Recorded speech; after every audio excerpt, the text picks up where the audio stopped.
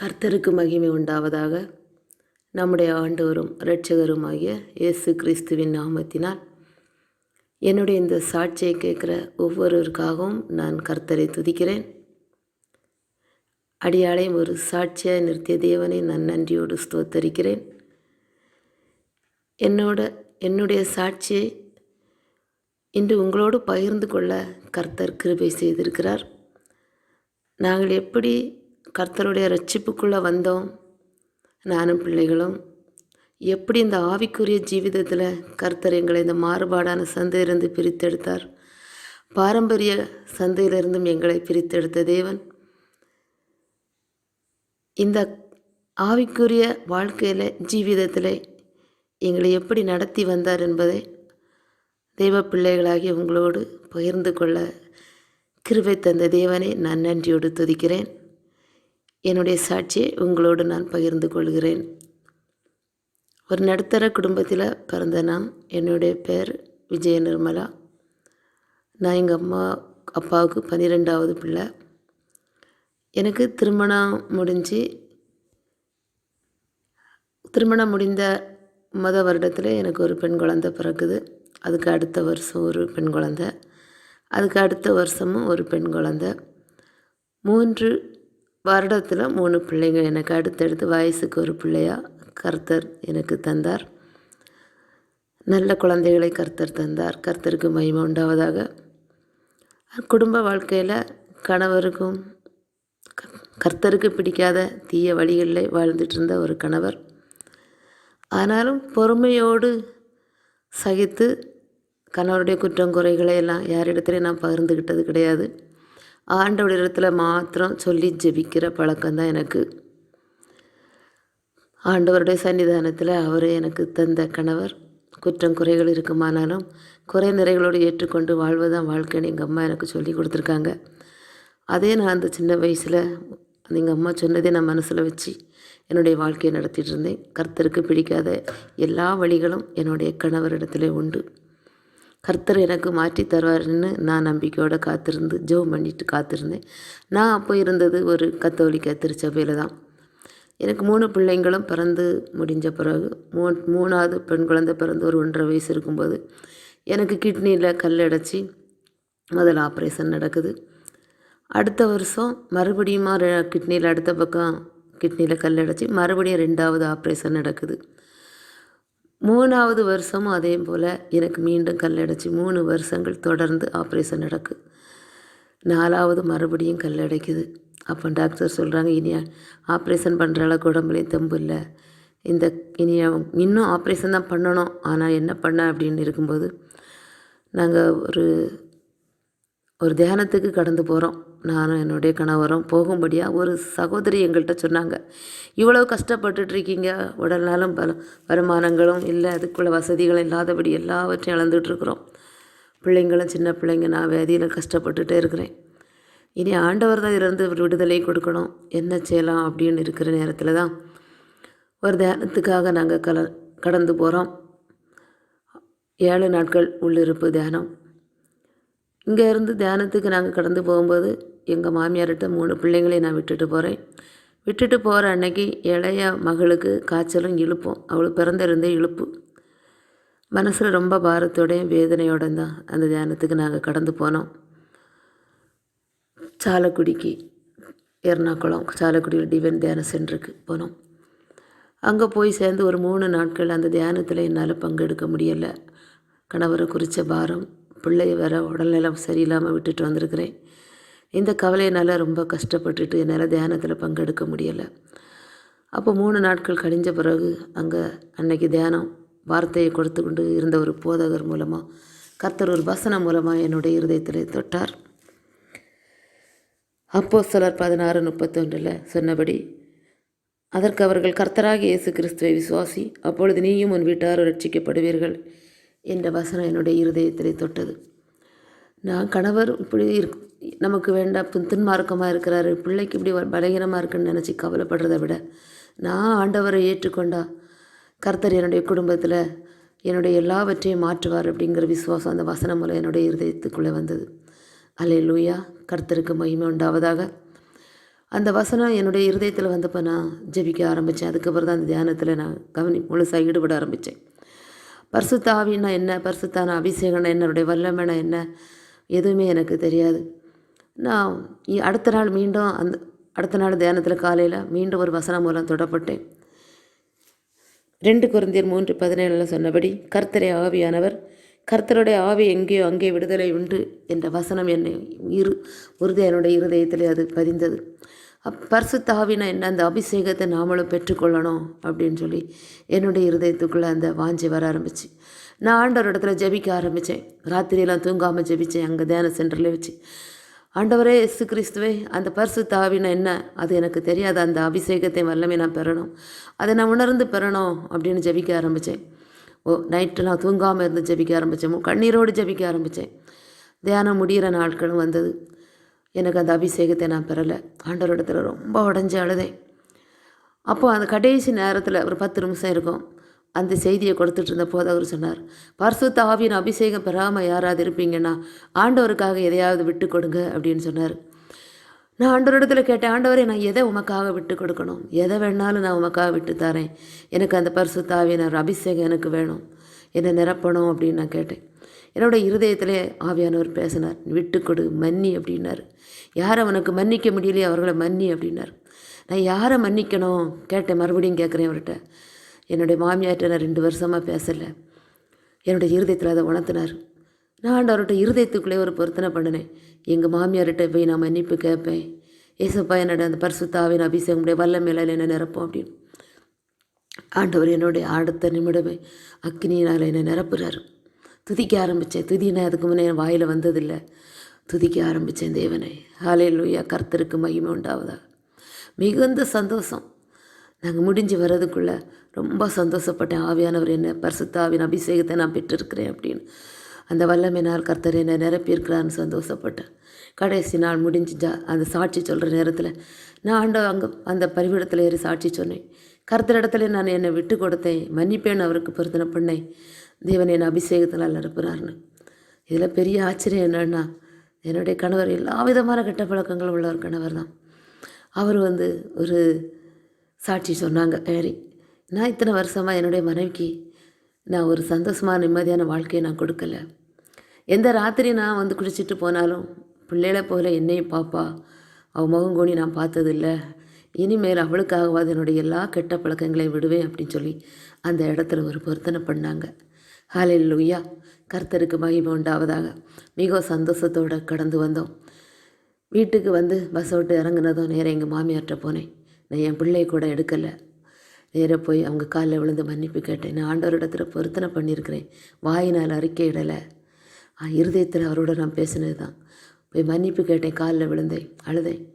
எனக்கு வாங்கிட்ட எந்த கோபமும் இல்லாமல் அவங்க இருதயத்தையும் கர்த்தர் மாற்றினார். ஹல்லேலூயா, கர்த்தருக்கு மகிமை உண்டாவதாக. அவர் சமாதானம் வந்தது.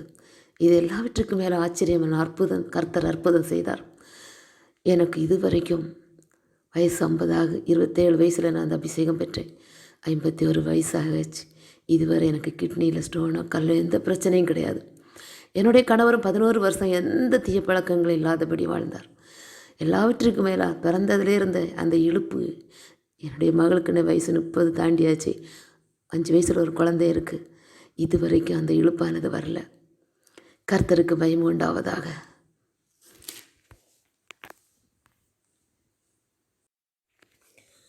அன்று ஆண்டவரிடத்தில் நான் என்ன தாழ்த்தினேன்.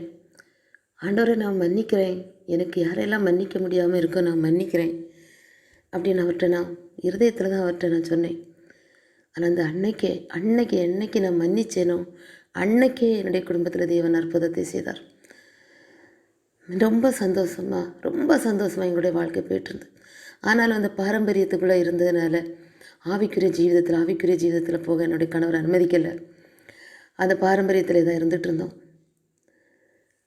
ஆனால் அதில் இருந்து கர்த்தர் எங்களை எப்படி வெளியே கொண்டு வந்தார் அப்படிங்கிறத நான் உங்களோடு பகிர்ந்து கொள்கிறேன். ஒரு 11 வருஷம் என்னுடைய கணவர் குடி பழக்கம் எதுவும் இல்லாமல் இருந்தார். 11 வருஷத்துக்கு பிறகு மீண்டும் பழையபடி அந்த குடி பழக்கத்திற்கு ஆளானார். அப்போ நான் ஆண்டவரிடத்துல எனக்கு மனசெல்லாம் வெறுத்து போச்சு. ஆண்டவரிடத்துல ஜெபிக்கலை. என்னுடைய வாழ்க்கை இப்படியே தான் ஆண்டவரே இனி ஜீவிய காலம் முழுசும் இருக்குமான்னு ஆண்டவரிடத்துல நான் கண்ணீர் விட்டு அழுதுகிட்டே இருந்தேன். ஒரு 2.5 வருஷத்துக்குள்ளே ஒரு பிளட் கேன்சர் வந்து இறந்து போனார்.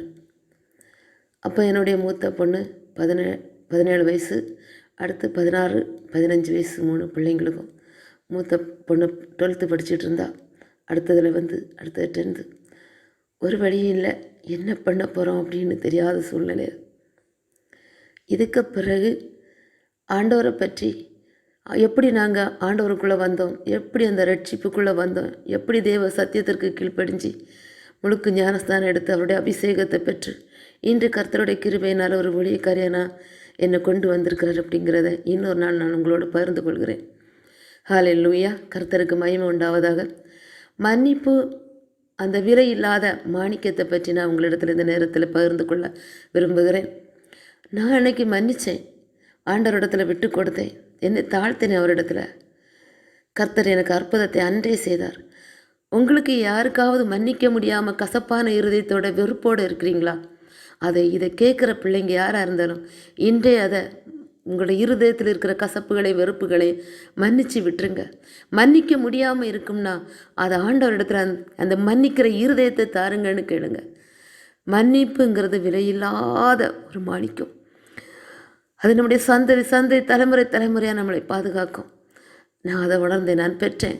அந்த ரட்சிப்பை நான் அவரிடத்துல பெற்றேன், என்னை விட்டு கொடுத்தேன், அவருடைய அன்பை பெற்றேன். நம்மளுக்கு பைபிளில் நம்ம நிறைய இடத்துல பார்க்குறோம் மன்னிப்பை குறித்து. ஏசப்பா அந்த பூமியில் அவருடைய ஊழியத்தை செய்ய தொடங்குகிற நாட்களில் நிறைய இடத்துல நமக்கு சொல்லியிருக்கிறார்.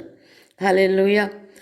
மத்தேயு 18 நம்ம வாசித்து பார்ப்போம். 23 35 வசனம் வரை நம்ம வாசிக்கும்போது பரலோக ராஜ்யத்தை தேவன் எதற்கு ஒப்பிட்டிருக்கிறாருங்கிறத நம்ம பார்த்தா, ஒரு எஜமானிட்ட கடன் பெற்ற ஒரு ஊழியக்காரனை குறித்து சொல்லியிருக்கிறாரு.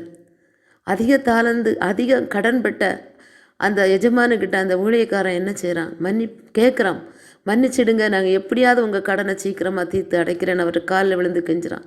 அவன் மன்னிப்பு கேட்கும்போது அவனுடைய எஜமான் அவனுடைய குற்றங்கள் எல்லாவற்றையும் என்ன செய்கிறான், மன்னிச்சு அவனை விடுதலையாக்குறான். ஆனால் மன்னிப்பை பெற்று அவன் என்ன செய்கிறான், தன்னிடத்துல கொஞ்சம் கடன் பட்டவரை போய் கழுத்தை பிடிச்சி நெரிச்சு என்னுடைய கடனை நீ எப்படியா இப்போவே எனக்கு தரணும்னு சொல்கிறான். இவன் கெஞ்சினது போல் அவனும் கெஞ்சுறான். ஆனால் இவன் இறங்கலை, அவனுக்கு மேலே இறக்கம் வைக்கலை. அவன் கடனை கொடுத்து தீர்க்கும் அளவும் அவனை என்ன செய்யலாம், காவலில் போடுகிறான்.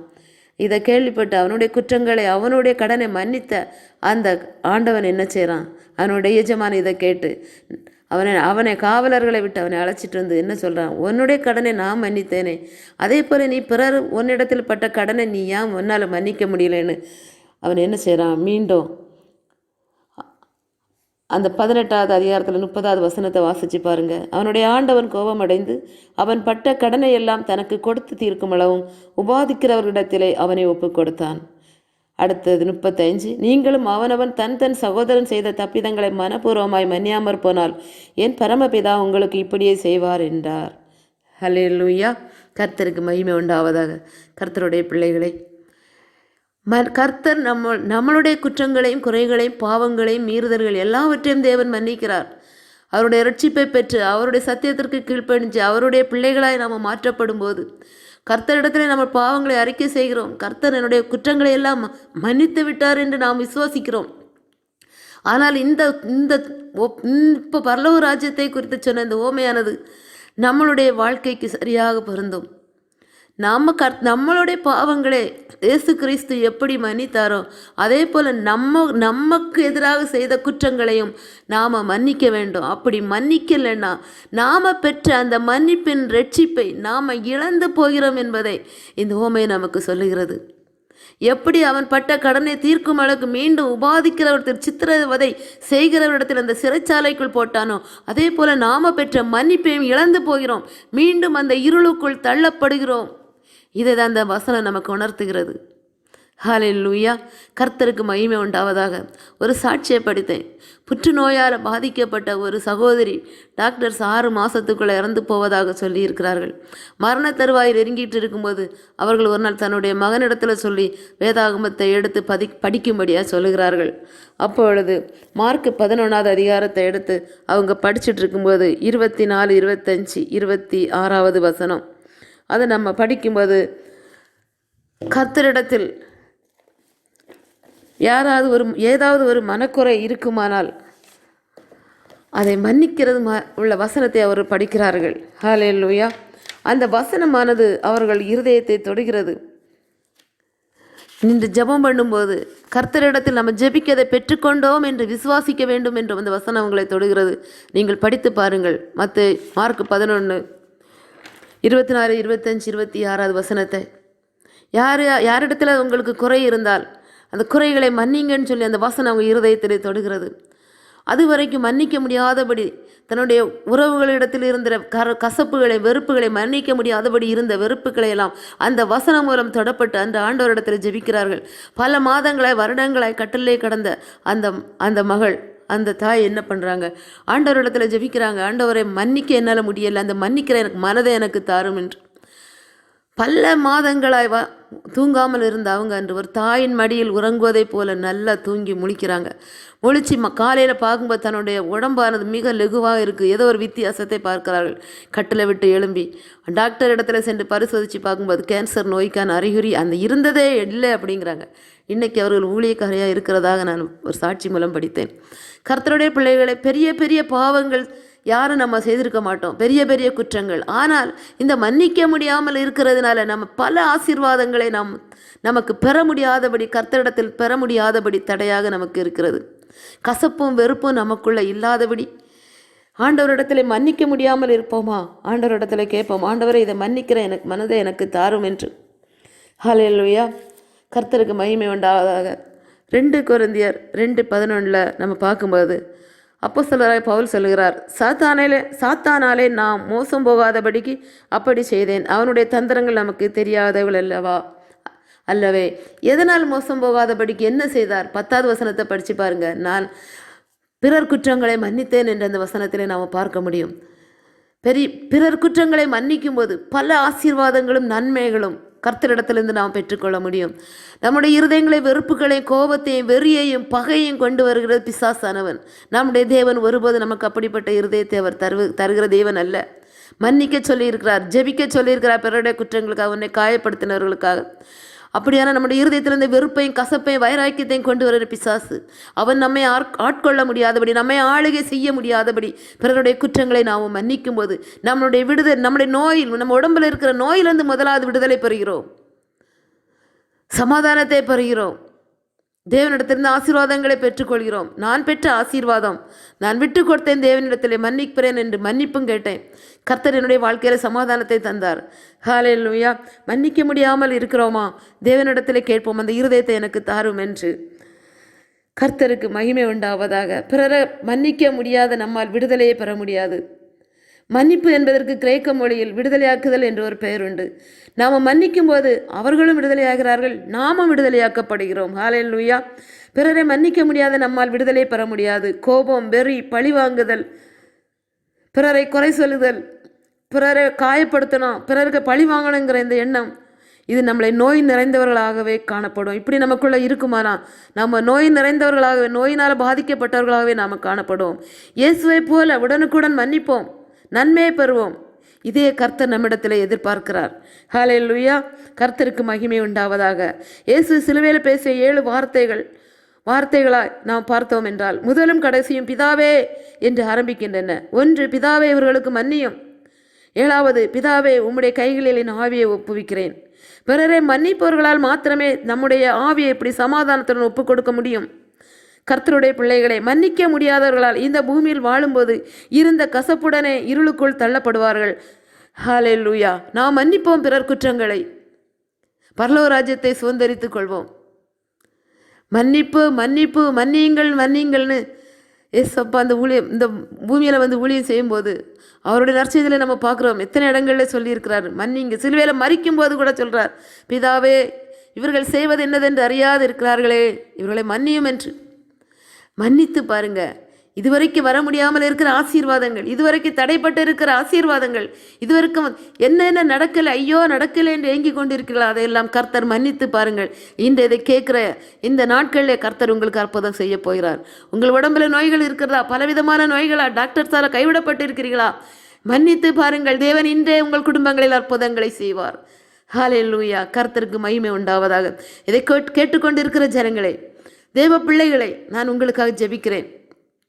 கர்த்தருக்கு சித்தமானால் மீண்டும் வருகிற நாட்களில் என்னுடைய கணவர் இறந்த பிறகு நானும் என்னுடைய பிள்ளைகளும் எப்படி அந்த ரட்சிப்புக்குள்ளே நாங்கள் வந்தோம், தேவன் எப்படி அந்த ஆவிக்குரிய ஜீவிதத்தில் எங்களை வழி நடத்தினார், எப்படி என்னையும் என்ற ஒரு ஊழியக்காரியாக தேவன் மாற்றியிருக்கிறார் என்பதை உங்களோடு பகிர்ந்து கொள்ள தேவன் கிருபை செய்வாராக. தலைகளை தாழ்த்தி ஜெபிப்போமா. பரிசுத்தமுள்ள நல்ல பிதாவே, எங்களை நீர் எவ்வளவாய் நேசிக்கிறீர். உம்முடைய அன்பிற்கு அளவில்லை தந்தையே. இதை கேட்டுக்கொண்டிருக்கிற நம்முடைய பிள்ளைகளுக்காக நான் ஜெபிக்கிறேன். மன்னிக்க முடியாதபடி இருதயமானது பிசாசினால் கடினப்படுத்தப்பட்டு இருக்குமானால் தேவரீர் இப்பொழுதே இந்த நேரத்தில் ஒரு உம்முடைய வல்லமை இறங்கி அந்த கடினப்பட்ட இருதயத்தை தேவன் திறப்பீராக. இந்த நேரத்தில் ஒரு அற்புதம் நடக்கட்டும். உம்முடைய பிள்ளைகளாய் தேவன் இந்த பிள்ளைகளை கேட்கிறவர்களை தேவன் மாற்றி எடுப்பீராக. ஒரு அற்புதம் நடக்கட்டும். மன்னிக்க முடியவில்லை என்று கசப்புகள் இருக்குமானால் தேவன் மன்னிக்கிற இருதயத்தை கூட உம்முடைய இருதயத்தினால் நிரப்பும். உம்முடைய இருதய அன்பு ஊற்றப்படட்டும். உம்முடைய கேட்டுக்கொண்டிருக்கிற ஒவ்வொரு பிள்ளைகளுக்கும் அபிஷேகம் வல்லமை ஒவ்வொருவர் மேலும் இறங்கட்டும். ஒரு அற்புதம் நடக்கட்டும், ஒரு விடுதலை நடக்கட்டும், ஒரு ஜெயம் உண்டாகட்டும் கர்த்தராகிய இயேசு கிறிஸ்துவின் நாமத்தினால். உம்முடைய பிள்ளைகள் கேட்டுக்கொண்டிருக்கிற ஒவ்வொரு பிள்ளைகளும் இருதயங்களிலும் தேவன் பேசுவீராக. இதை கேட்கிறவருடைய வாழ்க்கையிலே அந்த இருக்கிற இருளானது கர்த்தராகிய இயேசு கிறிஸ்துவின் நாமத்தினால் விலகி போகட்டும் என்று ஜெபிக்கிறேன். உம்முடைய பரலோக வெளிச்சம் அவருடைய குடும்பத்துக்குள் கடந்து வரட்டும். சமாதானம் வரட்டும், நிறைவு வரட்டும், ஐஸ்வர்யங்கள் வரட்டும். அப்பா, நிறைவாய் ஆசீர்வதிங்க. கசப்பான இருதயத்தை எடுத்து மாற்றுங்க. உம்முடைய கரம் உம்முடைய பிள்ளைகளோடு இருந்து பாதுகாத்து கொள்ளட்டும். நிறைய ஆளுகை செய்வீராக. கேட்டுக்கொண்டிருக்கிற ஒவ்வொருவரையும் தாழ்த்தி ஒப்பு கொடுத்து ஜெபிக்கிறேன் இயேசுவின் நாமத்தில் பிதாவே. ஆமேன், ஆமேன், ஆமேன். கர்த்தருக்கே மகிமை உண்டாவதாக.